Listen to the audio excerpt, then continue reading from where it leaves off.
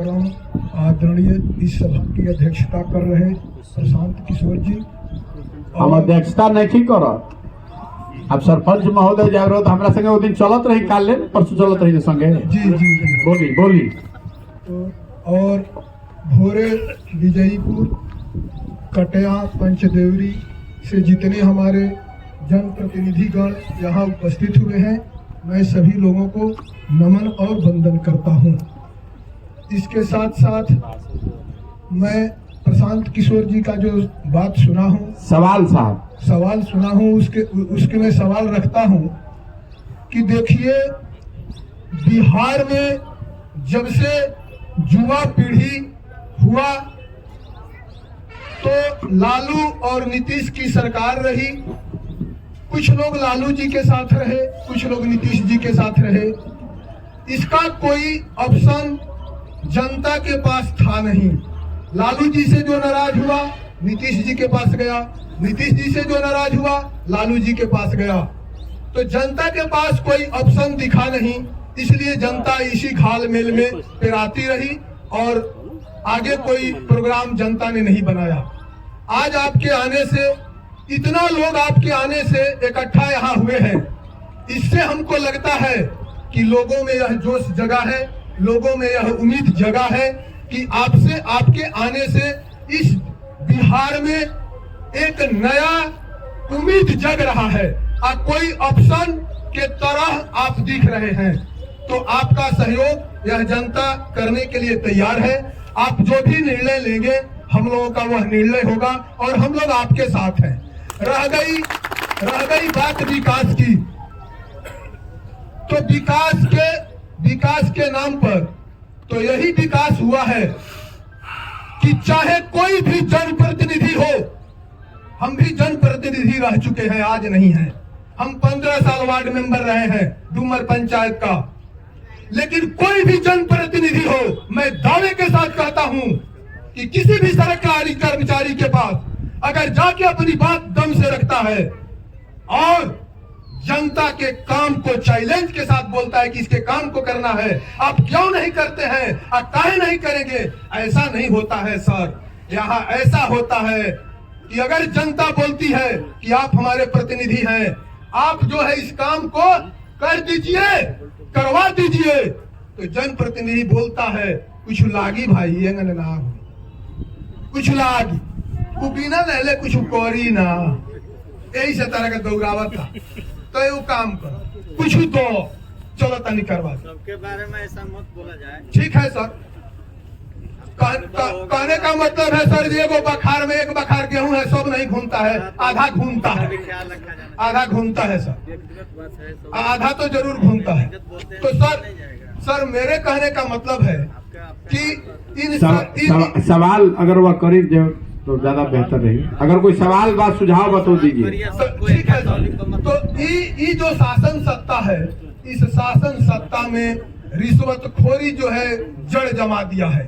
तो मेरा यही सवाल है कि आप जब भी स्टैंड कीजिए, इस रिश्वतखोरी को खत्म करने का कोशिश कीजिएगा, यही मेरा सवाल। देखिए, बहुत सवाल पूछा जाता है कि भैया भ्रष्टाचार बिहार में कैसे खत्म हो। तो प्रशांत किशोर या किसी व्यक्ति से किसी एक कानून बना देने से भ्रष्टाचार नहीं सुधरेगा। अगर आपने देखा, अन्ना और जन लोकपाल के नाम पर इतना बड़ा आंदोलन हुआ, सबके बुझाई कि जन लोकपाल आ जाए तो भ्रष्टाचार खत्म हो जाए। कुछ लोगों को लगा कि मोदी जी आज हैं तो भ्रष्टाचार खत्म हो जाए। वो दोनों शासन देख रहा बानी, मोदी जी प्रधानमंत्री बालन तो वो भ्रष्टाचार नहीं के खत्म भाई। और जन लोकपाल के लिए जो आंदोलन किया हुआ आदमी मुख्यमंत्री है, वो खुदे भ्रष्टाचार में भी फंसा जेल जा रहा है।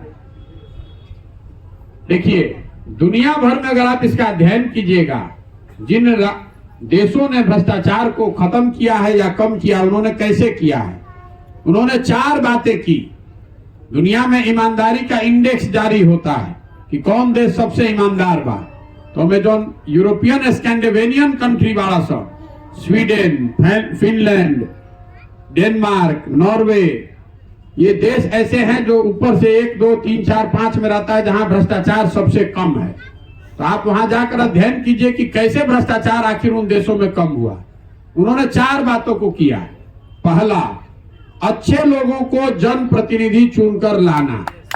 जब आदमी जो चुनकर आ रहा है, जिसको आप तिजोरी का चाबी दे रहे हैं, वही जब चोर है तो स्वाभाविक तौर पर चोरी होगा। दूसरी बात, सत्ता और संसाधन का विकेंद्रीकरण। जो पंचायती राज के मूल में बात लिखी गई है कि जो संसाधन है, जो पावर है, जो अधिकार है, वो जनप्रतिनिधियों को निचले स्तर पर, वार्ड सदस्य को, मुखिया को, सरपंच को, बीडीसी को जब तक आप नहीं दीजिएगा तब तक ये सुधार नहीं होगा। अब रउआ सबको सकीला जा कि भैया जितना जनप्रतिनिधि नीचे बाहर, इसमें भी बहुत लोग चोरी कर रहा है। तो हम आपको बता रहे हैं, ये आंकड़ा याद रखिएगा। पिछले बार 85%, 100 में 85 को मुखिया जी लोग चुनाव हारे हैं और 96%, 100 में 96 को वार्ड सदस्य लोग चुनाव हार गए। तो अगर आप गलती कीजिएगा जनता की नजर में, किए हो चाहे नहीं किए हो, तो आज नहीं तो कल जनता आपको हरा देगी। लेकिन अगर कोई वीडियो चोरी किया, कोई सीओ चोरी किया, पंचायत अफसर चोरी किया, तो बहुत कीजिएगा तो उसको ट्रांसफर करके एक जगह से कर दीजिएगा, दूसरे जगह कर दीजिएगा। जनप्रतिनिधियों का सही चुनाव और सत्ता और संसाधन का विकेंद्रीकरण। और तीसरी बात, जन भागीदारी। उन देशों में जाइएगा तो योजना बनने से पहले लोगों से सलाह मशवरा करके उनको पूरी जानकारी रहती है कि भैया हर योजना सरकार ला रही है, हमारा इसमें ये अधिकार है, हमको ये मिलना चाहिए, ये वाला फार्म भराई, हमारा ये योग्यता है। तो तीसरी चीज, पहला अच्छे लोगों का चुनाव, दूसरा सत्ता और संसाधन का विकेंद्रीकरण, और तीसरा है जन भागीदारी।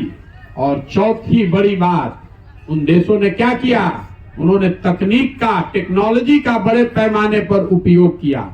मान ली कि जो घरे घर अभी चर्चा होता, नल जल योजना बनल बा, नल जल योजना में बनाने में 25,000 करोड़ रुपया खर्चा किया गया। एक एक गो टंकी बनावे में, पंप बनावे में 20-20 लाख रुपया लगा है।